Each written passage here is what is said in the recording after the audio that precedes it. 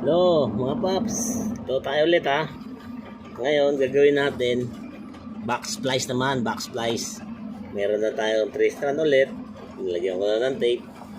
Ngayon, ang uunahin nyo sa box splice, ito namang dulo. Kung sa eye splice, itong nauna.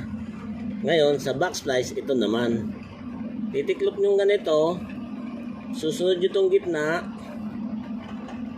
Tapos itong dulo na to, ipapasok nyo ngayon dito.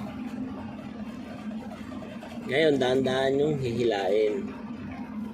Mga paps, huwag nyo bibiglayin at masisira yung forma.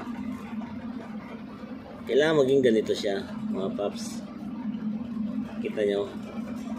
Ngayon, saka nyo ngayon susuksok. Alternate ulit dun para kayo nag-splice, eye splice. Alternate lang.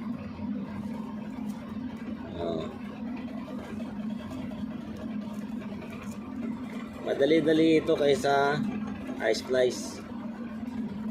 Parang parehas lang naman sa akin din. Yan. Konting hatak lang mga pups para hindi siya bumaloktot to. Tatlong suksok lang. Okay na. Maganda na yun. Ayan. Picturean ko na rin para makita nyo.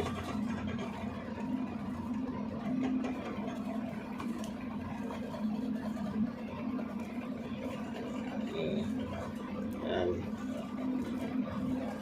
Tatlong suksok lang to. Okay, thank you.